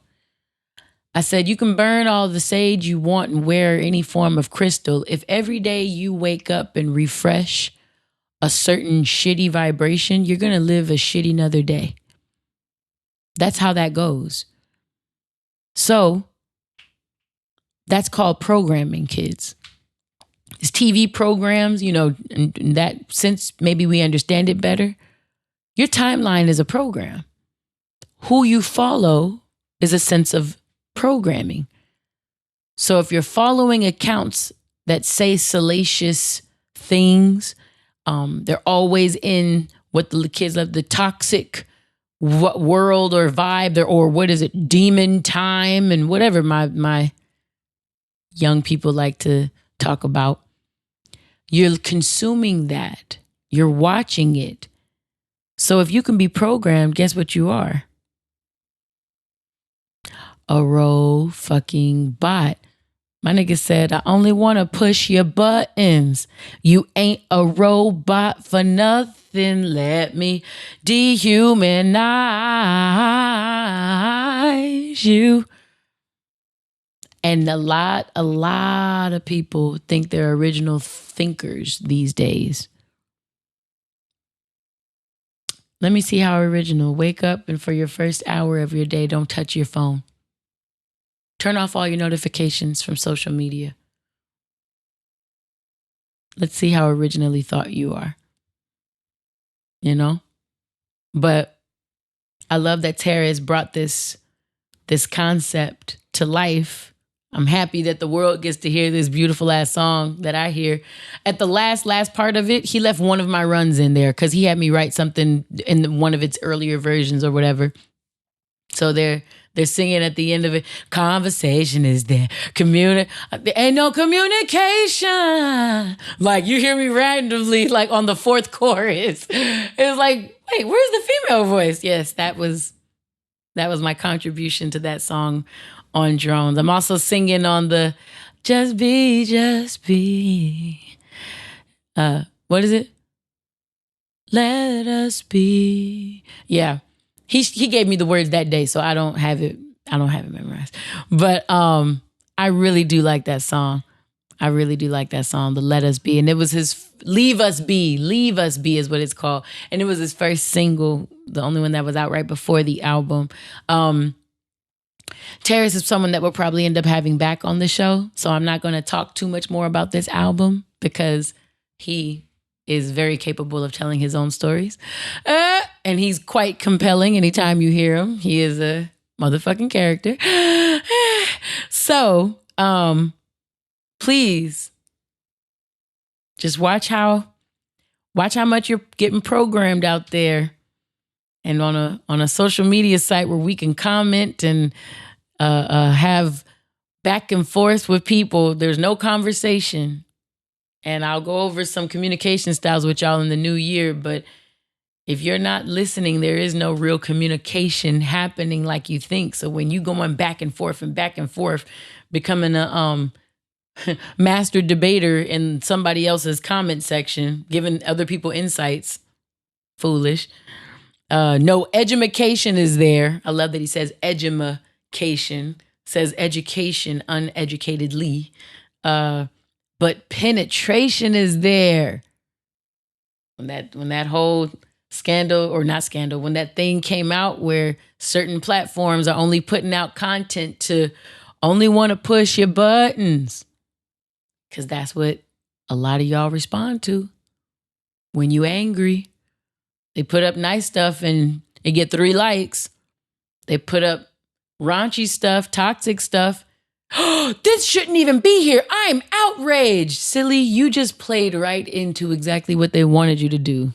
Now, whoever you just commented on, they're going to be pushed up in the algorithm. Speaking of, Algorithm by Snoop Dogg also coming out. Notice these titles. If y'all don't see that y'all are part of programming, drones, algorithm. All right. I just wanted to put that out there. So, yeah, I could go further on this, but I feel like this episode is already action-packed. So we had a wonderful Get Raised segment with the Masterminds. Shouts out again to @Mitson Okada as well as @urban_counselor. I'll give you the spelling in all of that at the end where the pay your dues is, of course. Also, Douxadiddy, stay tuned all the way to the end of the episode so we can get you on some Holidayz. Hey, yay. Can't think about a better way. Hey. So you'll have your Douxadiddy with me and Warren, Wyann featuring Waren Vaughn, Holidayz. Just some feel-good music for the holidays coming up. And we just had to break it down where we take lyrics and extract the genius out of the hip-hop culture and lyrics that we have. And my last thing for y'all today is the Wyann's words of wisdom. I think about the time we're leaving as we go into winter. And I think about autumn. And it made me think about, all puns intended, my fall from earlier this year. And if you need more on that, episode 29, I believe, was called The Healing Process. You can hear way more about all of that. So episode 29 is there for you. But my words of wisdom today are, if you want to go further in this thing called life, you're going to have to learn the universal signs of when and where to let go. You can't take it all with you. You can't take it all. What is it? All of the baggage, all of the things that weigh your countenance down. You can't take it all with you. In a very mortal sense, all the riches and the billions and the millions and the gold chains and the plaques and the big cars, the Porsches, all of the yachts, all of the money, you can't take it with you. You cannot take all of it with you. One of the reasons we're so big on self-worth this year is a part of learning all you need is you. You create yourself worthy. It's not deeper than that. By you existing, by you doing exactly the grounding techniques from the top of this episode, if you have the ability to breathe, to wiggle your toes, it means you have toes. What's that saying? They say, I used to complain about my shoes until I met a man with no feet. Yeah. If you have toes to wiggle them shits. Don't wait till you stub one and you got to wait 2 and 3 weeks for that pain to go away and then be thankful for that toe. If you've ever broken a toe, don't wait to break a toe. Learn how much you actually needed it and then appreciate it. No, you do it because you got it. You're worthy because you're here, you know? And because of that, there's certain things that we hold on to, certain things that we think make us. And those things are byproducts of who we are. Very thankful for them. As an artist, I love the fact that I can sing. As a well-endowed woman, I'm very thankful for my mother's Hutchinson hips and bubble butt, if you will, in an era where now that's being appreciated. You could listen to episode 7 where I talk about having identity issues in the fashion world as a teenager because clothes wouldn't fit me, and now you got people going out to get the problem that I've had my entire life. Whether it be a thick thigh, big butt, bold hips, whatever it is, you know what I'm saying? All those things are dope. I love being able to sing. I love my body now. I love my degrees. I love my bank account. I love a few things about myself, man, if I can be honest. I have to know that if any of those things weren't there, though, I would still be just as lovable and capable. Now, for some, they may say that they believe that to be the case, but they've never been tested in life to know that that would be the case. And I don't want for all of us, any of us, to have to be tested in this life to learn if we really are as dope and fly to ourselves as we think we are. Because sometimes when we don't know it, we may think we're frauds. And then we might have to deal with something like imposter syndrome.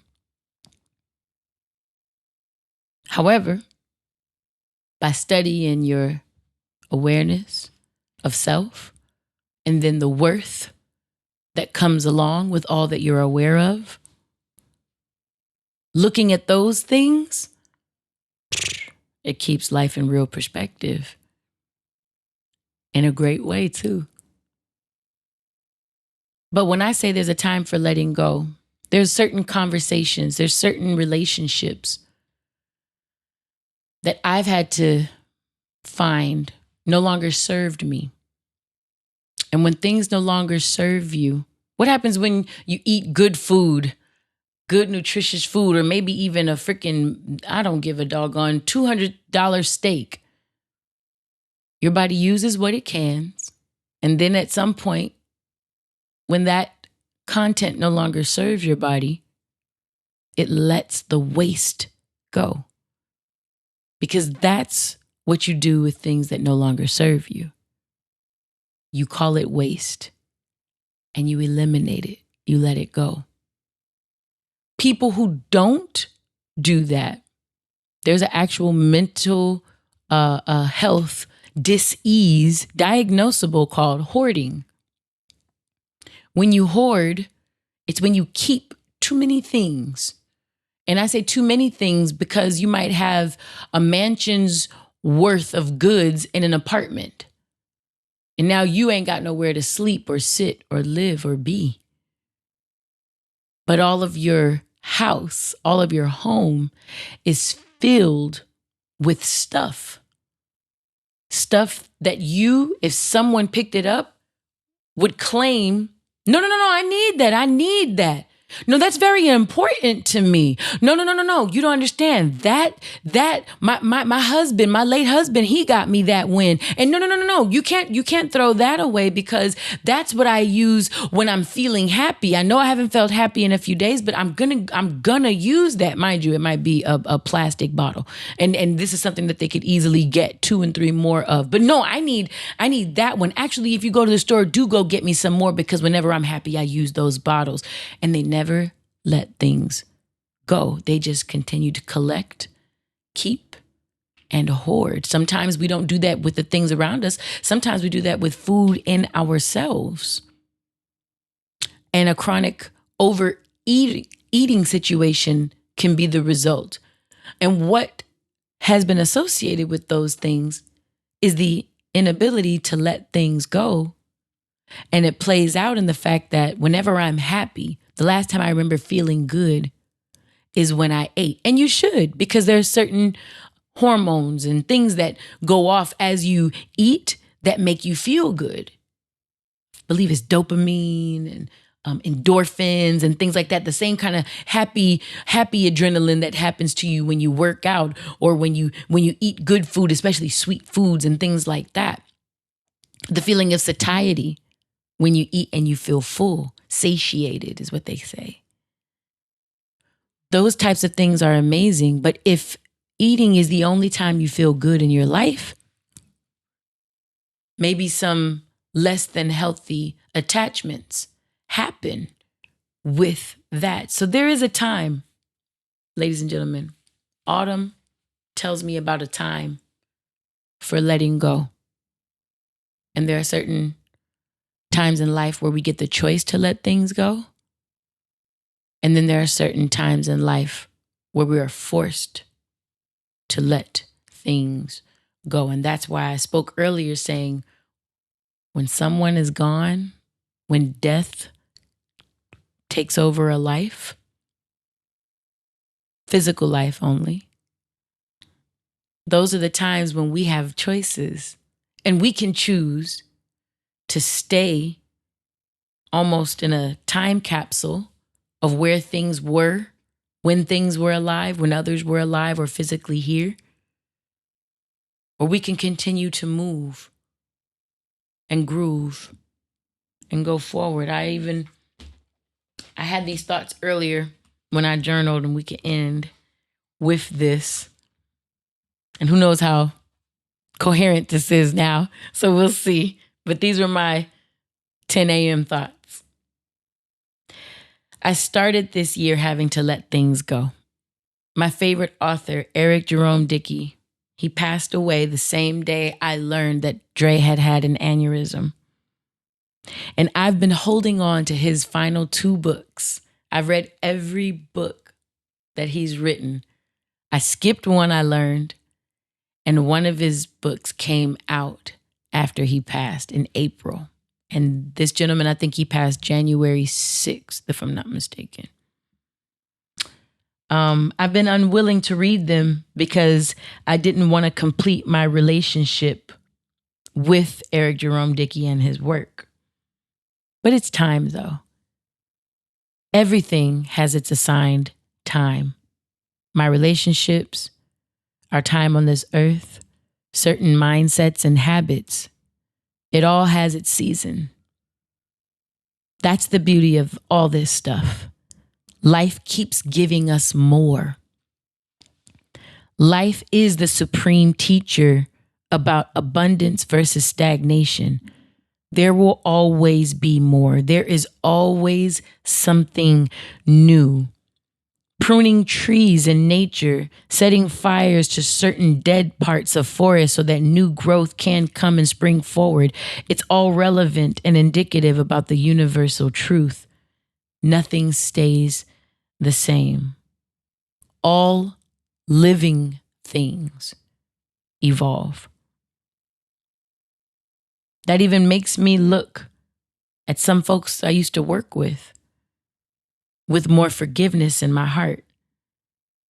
They had needs to grow, and they pushed things forward and out of their own comfort zones.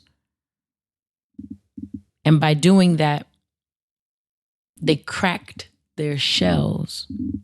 And invariably, whenever you crack an egg, there will be a mess, whether that comes from runny yolk or broken shell pieces all over the place. It doesn't make anything bad or good. It's literally just a natural cause and effect of growth. I remember I used to hate getting flowers. And my idea was always, if you love me in full where I'm at. Don't pluck me from all that's naturally making me grow just to sit me in your windowsill and watch me die because I'm pretty. That's not an act of flattery to me. And I must say, I still do agree with that sentiment, but there's a balance to it. I'll probably do that in a different Wyann's Words of Wisdom. However, the reality is, if I, the flower, stay out in the meadow somewhere, no one can protect me from natural ways of also dying a gorgeous death. No one can stop a drought that may take out half of my crop or vermin destroying life and growth, whether by human interference or nature taking its course. The reality is flowers die and life continues. That's just it. It all continues. And those are my words of wisdom for this day. However, y'all know, before I go,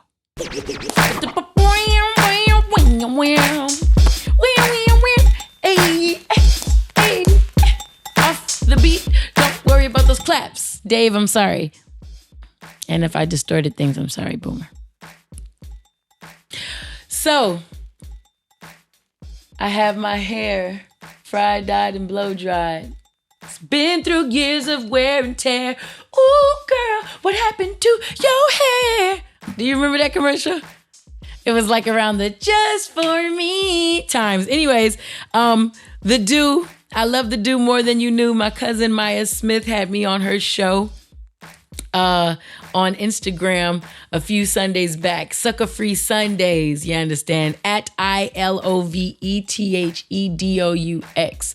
And we got into a real dope conversation about hair in the Black community, especially Black ladies in the community, and what that does to identity and how that looks. So I thought that was really dope. My hair lady, who laid me, pause where necessary, who laid me down all in my hairs, at HAIRBYQUISTA, hair by Quiz.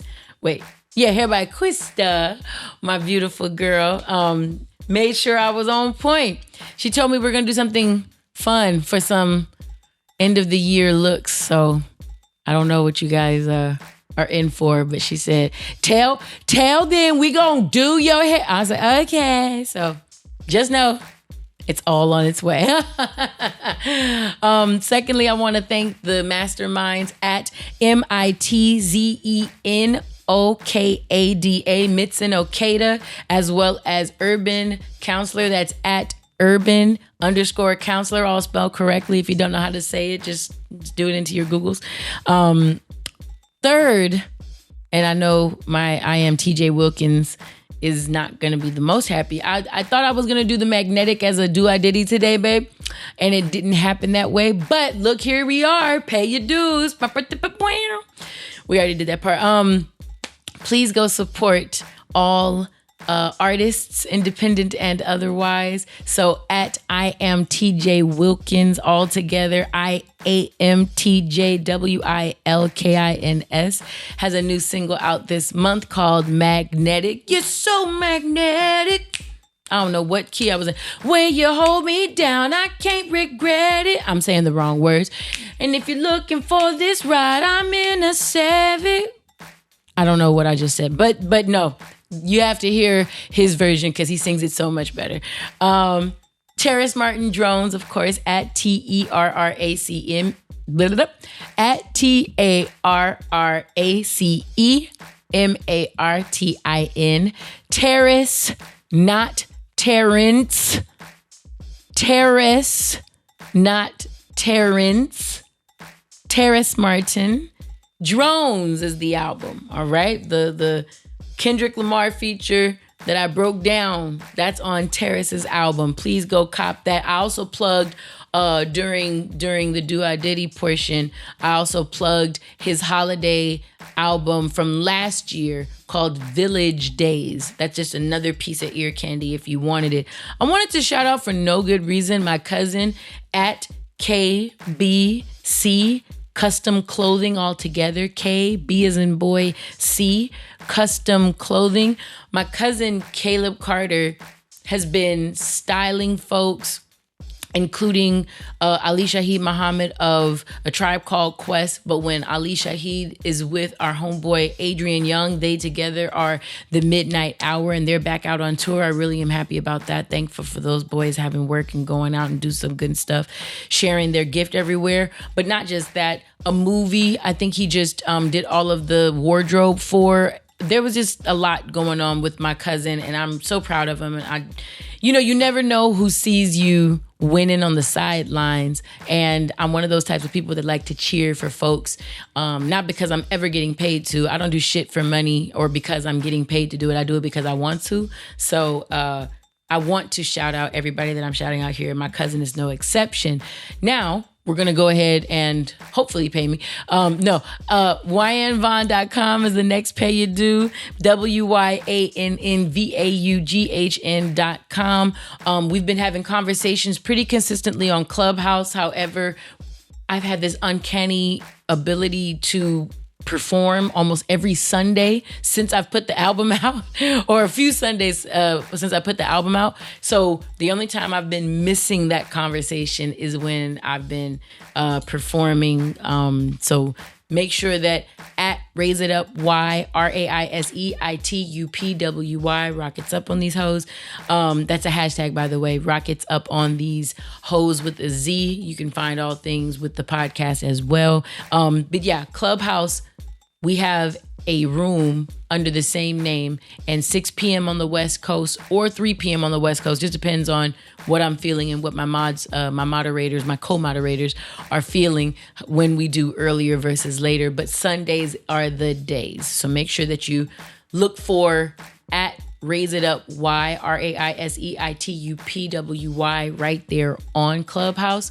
Become a member in our club over there, and we can start talking about some of the topics we bring up on here even. That would be fun too.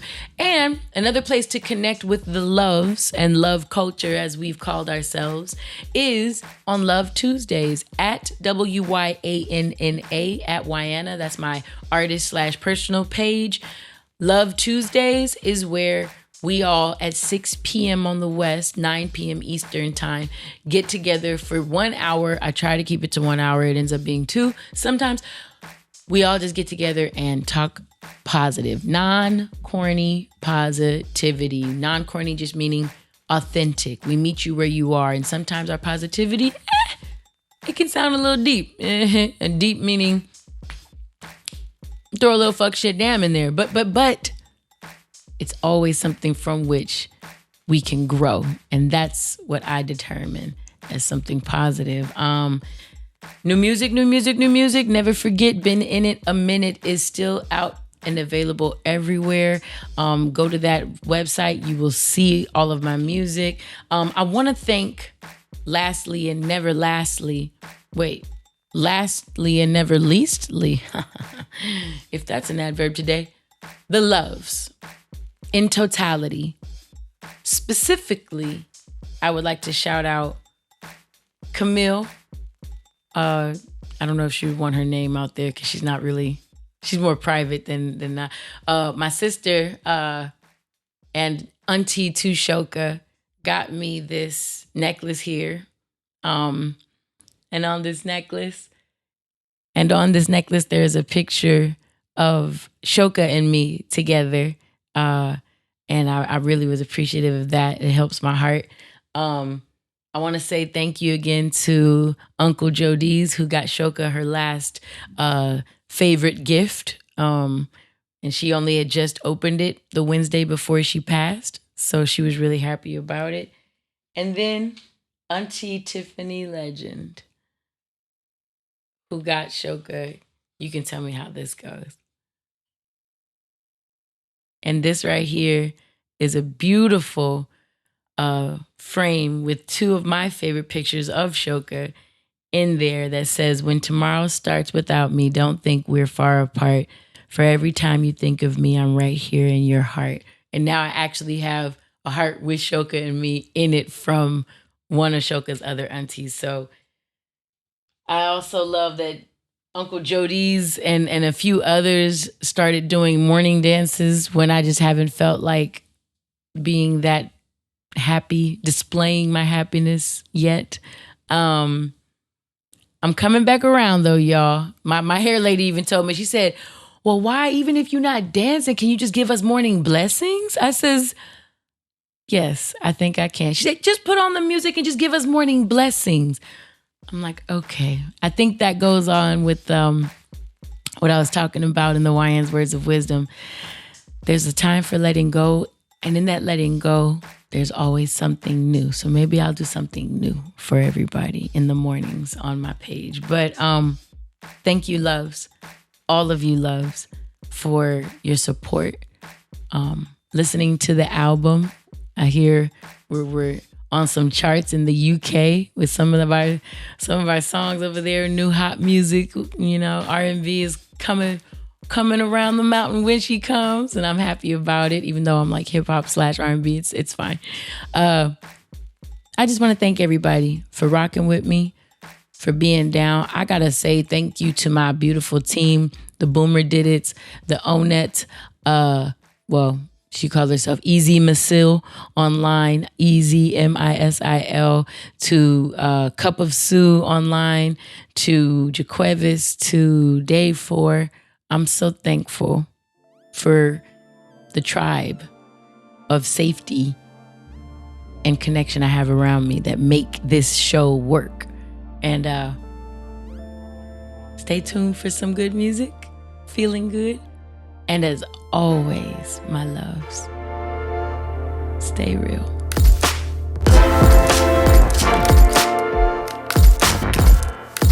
Raise it up, why?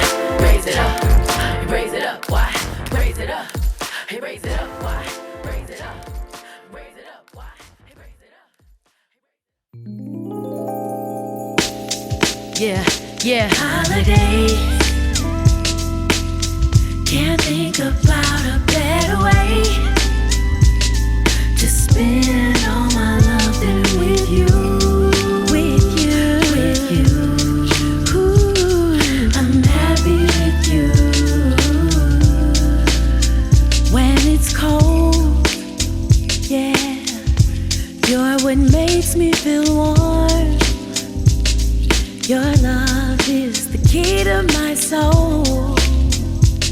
And I'm thankful for everything you give to me. And when I'm out on the road and I'm feeling alone, one thought and damn it, I'm home. I'm thankful for the way you make me feel on the holidays. Can't think about a better way to spend all my love than with you. Ooh, I'm happy with you. I'm so happy. Warren V, one time, yeah. Let's get a tree, love. You and me, love. Decorate this place and kick our feet up. To give you all you need, don't need no reason. But this timing is perfect, it's the season. Mistletoe and grab my coat, hug and a kiss, be ready to go, be ready to float. It's a high when your family close. A couple pies, mom baking the most, let's have a toast. Thank you, Lord, for everything that you do.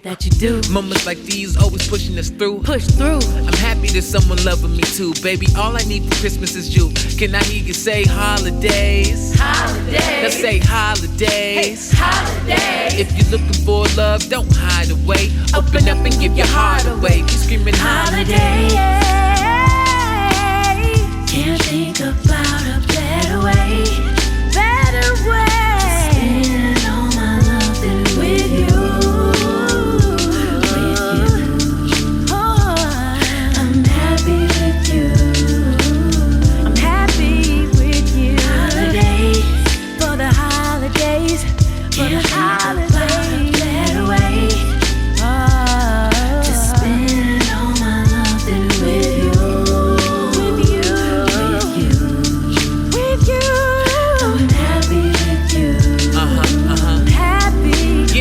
Can I hear you say holidays? Hey, holidays. Say holidays. Hey, holidays. If you're looking for love, don't hide away. Open up and give your heart away. Can I hear you say holidays? Holidays. Say holidays.